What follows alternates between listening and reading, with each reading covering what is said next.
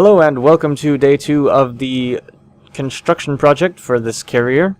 I haven't really done that much today. I've been busy with other things. I'm also going to have to skip 2 days, but I've added these grills, and basically the idea with these grills is that everywhere there's a grill, it's kind of like that's like an emergency connection point for the power grid. Basically, like, imagine you get like a big old hole torn in a corner or something, and then you want to reconnect parts of the grid to make it more efficient again or something, you know, and you just take out a piece of grill and put in a power power unit, whatever I guess they're just called power. Put one of those in there and, you know, reconnect it. Of course, it's also just kind of decorative, it, you know, adds to it. I've also decided that I've forgotten to put in the hole for the door on the top. I just noticed that, or the holes for the doors. I've decided that the bottom will be sealed up, that there will be no doors on the bottom.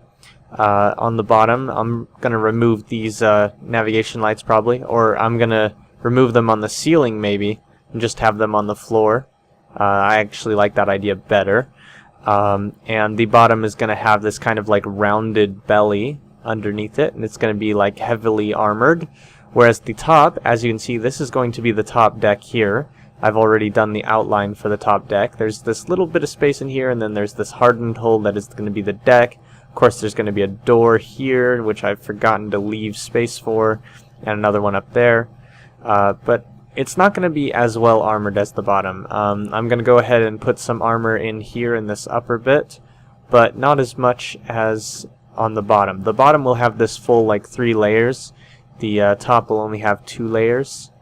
And basically, the top is the weak point. Of course, I'm kind of doing that on purpose because it was already going to be the weak point by having it be where the doors are. Because wherever the doors are is a potential weak point. Because doors aren't that strong, and because once they're, like, if they're open, they can just be shot through, you know. So if someone got above the ship while the doors were open, they could shoot down into the ship, which is not good, because especially when your critical power systems are lining the walls of this deck. If a fighter managed to come inside the ship, it could wreak all sorts of damage in there. In fact, that just gave me an idea. I should have an automatic turret on the back and on the front, so that if a ship does come in here, it'll be shot at a bunch. That would be cool. Probably ultimately useless, and for a scenario that will never happen, but I'll do it anyhow. I'm also going to add large engine pods on the side, basically, for the engines. And that's kind of how the progress is going today. See you in two or 3 days, because I'm going to be, you know, gone and stuff. Oh yes, the logic. I redid the logic up here to make it a bit fancier. Basically, there's 2 activation blocks which are connected both ways to the activation blocks below. So, like, those ones will trigger these ones, or these ones will trigger those ones, right? So, the way the turn-off system works, you have the activation block going into these one-time signals, which, as you can see, they're currently active. And then this is a not signal, which will convert that to a not and turns this off. This also connects to this other not, which stays active because this is off. Now, if you activated this, it would pass a signal through here, which would then activate, well, yes, it would pass a signal through here, which would actually deactivate these. I'm not quite sure exactly how that works, but then it would cause this not signal to activate and then deactivate this.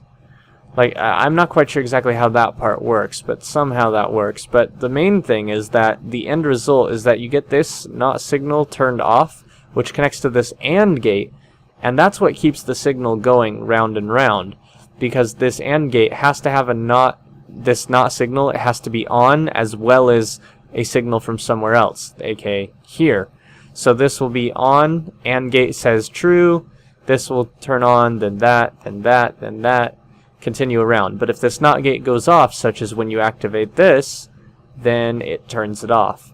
And the reason the delayed signals have to match on each side, I think, is something to do with the timing, because when you activate this, it goes around and then deactivates again. So that way you can just, you know, reactivate as you choose. And So I think the thing is, it's like it's gotta be like that so that you can get the timing right. I've also done the timing weird, I believe, by activating it from up here instead of down there. I don't know. Well, in any case, I just turned it back off again, and as you can see, that's how that works. And as you can see, there's going to be like a little maintenance room in here, basically. I'll have like a few like small corridors, which will allow you to access the logic system, which is just hidden under the runway. Thanks for watching, as always. See you in space.